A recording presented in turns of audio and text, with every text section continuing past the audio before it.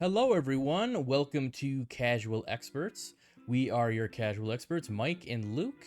Christmas is right around the Ooh. corner, so to celebrate that, we're going to be talking about our individual top 5 favorite Christmas movies. This may or may not be our second time recording this because I may have forgotten to do a sound check the first time. But yeah, so what we're gonna do, we're just going to each give our top five, and then we'll talk about briefly why they're our top five. So you want to go first, Luke? Yeah. So some of these are debatable whether or not they're Christmas movies, and this Yeah. my number five is absolutely not a Christmas movie, but Okay. the vibe it fits this time Okay. of year. And Fair for enough. some reason, a couple of years ago, we just kind of started watching it, and we've seen it every Christmas time since then. And it is The Wizard of Oz. All Um, right. and so yeah, it's not at all like a Christmas movie in any way, shape, or form, No. but it's just like just like a comfort movie that kind of fits with just the holiday vibe, I guess. And so, it's just something we watch every year. So it's just Nice. part of the tradition. Interesting. Yeah, I can see that. I can see that. There's nothing wrong with shaking up. I don't know. I feel like there's like an oversaturation of Christmas stuff. So I feel like, at least for Mm. me, it can get to be like by the end of December, I'm like, yeah, this is too much Christmas. Like, Right, cool it. right. Yeah. Number four is going to be Adventures in Babysitting. This was a Mm. movie, I think it was before Home Alone, but I'm not sure. It Okay. was by Chris Columbus, who did Home Alone and Yeah. Harry later did the first couple Harry Potter movies. Right. And it basically follows a babysitter whose friend gets stuck in downtown Chicago, so she has to pick up her friend, but she has to bring all the kids with her, and it's just kind of hijinks ensue from there, and it's just a Yeah. fun Christmas movie like Chris Columbus. Is Right. that right? Chris Columbus. It's just his vibe. Yeah. Yeah. He Uh, does. Yeah. You can kind of feel that kind of. It's kind of like mm, John Hughes. Like they've got very similar. yes, Which I yes, very, yeah. think there's some movie that they one of them wrote and one of them direct. Yeah, I'm pretty sure Home Alone. I think Oh, yes, John Hughes produced it or wrote it, he might have and written it as well. Yeah, Chris Columbus directed it. Yeah.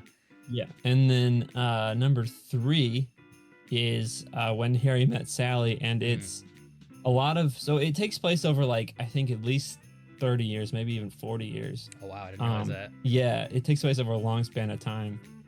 So they meet in at the end of college, and then they Mm. sort of bump into each other throughout their lives, and a lot of the important scenes take place during Christmas or New Year's. And so that's why Oh, it's okay. kind of like not necessarily a Christmas movie specifically, but Sure. it's definitely an end of the year movie. Rob Reiner directed this, and at Mm. some point, one of his movies was probably your favorite movie of all time, whether that's Princess Yeah. Bride, Stand By Me, or Misery, or there's so many other ones. But Right. in the span of like 10 years, he directed five of the most iconic movies ever. Really a good director. My number two pick is Scrooged. Mm. And this is probably my favorite version of A Christmas Carol Mm-hmm. because it not only does it have Bill Murray, which I'm a really big fan of Bill Murray, but it's Yeah, also very like good. quite a bit darker than a lot of the other ones are willing to get. And so like Yeah. it just feels more like visceral, and it feels Mm. like by the end of it you feel like you're actually like there were stakes involved, I guess. Because a lot of the times they just kind of skip past like the ghost of the future, and so you don't really Yeah. feel that. But I feel like this one specifically, like he's like in the incinerator, and it's like that's a really intense scene, Mm. and Yeah. you really feel it by the end. And my number one is a very special movie. I actually started this channel to talk about this movie. It was a long time ago. Yeah. It's Yeah. No kidding. it's Gremlins, and what I Oh. love about Gremlins is that it's like it has that holiday charm to it, like we talked about some of these other ones, but it's also like gross and like scary, but Yeah. also like silly. Yeah. It's And kind of like a horror comedy, really. yeah, Yeah. exactly. And but it's one that like everyone can watch, like even like Yeah. kids, it's gonna be scary for them, but I feel like there's Yeah. still enough for them to enjoy it. But one thing that I really like about it is that it's more than just that, because it's kind of about consumer culture, which is Mm. kind of Yeah. very relevant around this time of year. And so I feel Yeah. like Definitely. that kind of for me is what makes it like the best Christmas movie, because it's not just like takes place during Christmas, but it's actually like Sure.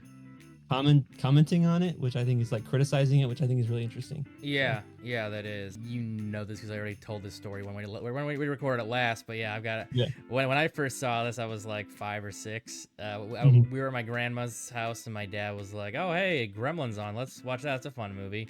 Not really Mhm. like taking into account like how like creepy the Gremlins might be for like a 5-year-old. Right. So we watched it, and he was like laughing, like, "Oh, it's funny," and I was like, like what the hell? Like as soon as they like transformed into like little green freaks, I Mhm. was like freaking out. Like like I watched the whole thing out of like morbid curiosity, but then I Mhm. definitely like had some nightmares.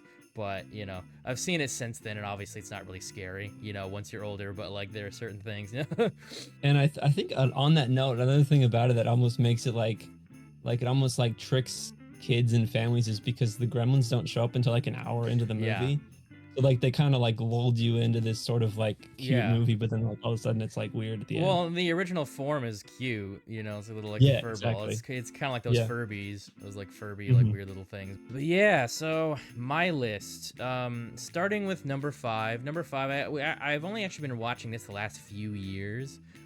It's one that like people mention a lot, but Love Actually. It's not like it's one of those movies that takes place at Christmas, and there's Christmas like stuff like it's like a Christmas play in it, all that stuff, but it doesn't feel necessarily like a Christmas movie, because it's more focused on the connections to the characters and like these different people dealing with either like falling in love or unrequited love or things like Hmm. that, or like losing a spouse, stuff like that.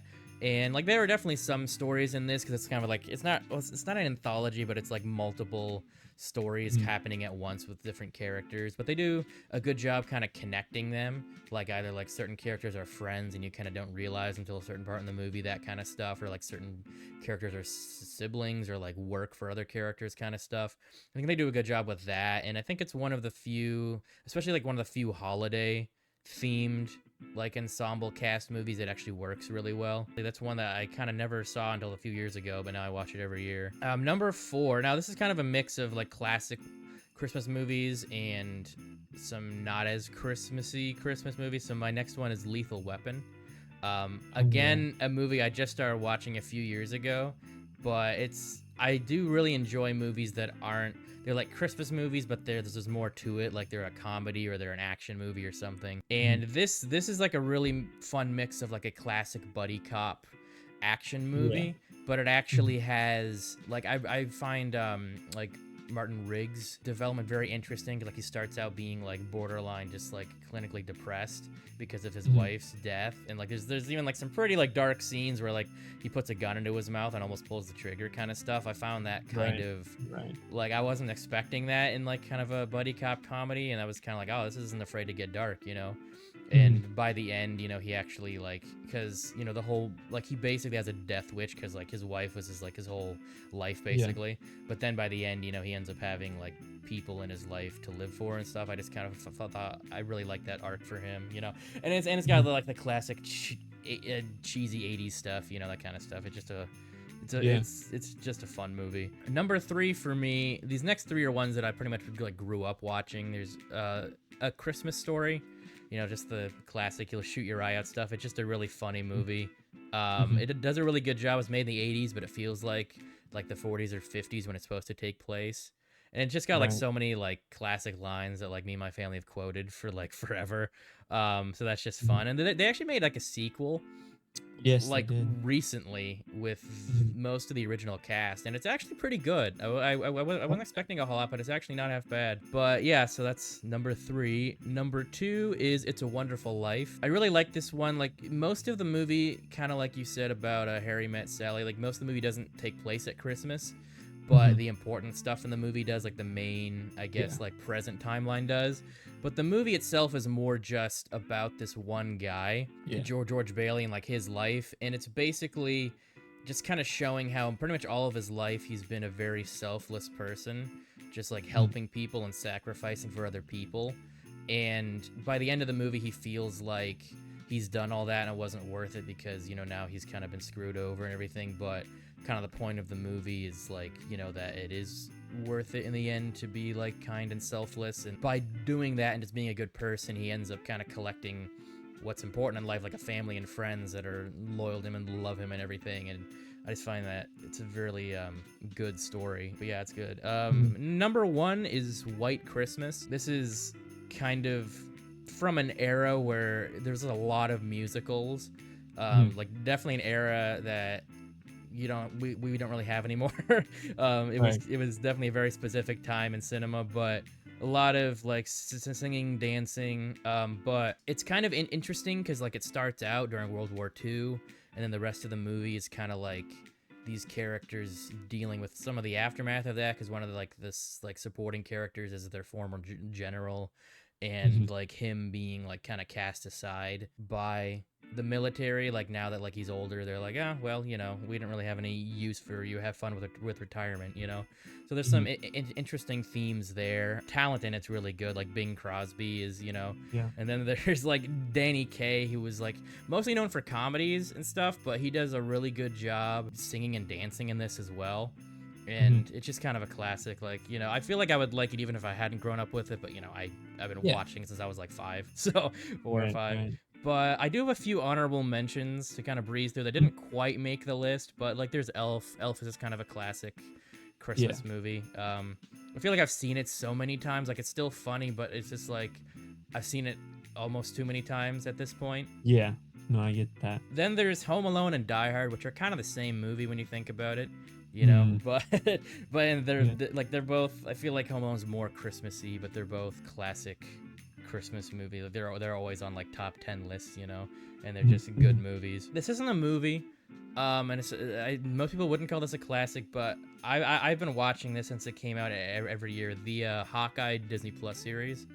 Oh yeah, that is like very much Christmas. It takes place during Christmas and everything. Yeah. And I feel like it kind of flew under the radar. Not that many people talk about it. I think it's one of the better Disney Plus Marvel series. I think it's probably my favorite. Yeah. Yeah, because like it achieves exactly what it wants to achieve. Like it's supposed to be like a fun Christmas action adventure. It gives more development and time to shine for Clint.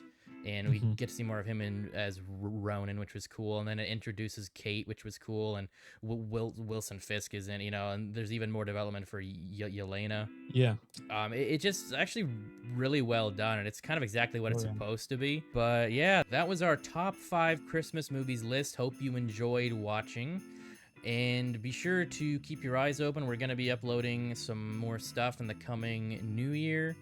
And I hope you all have a great Christmas, great holidays, great New Year, and we will see you next year in 2024.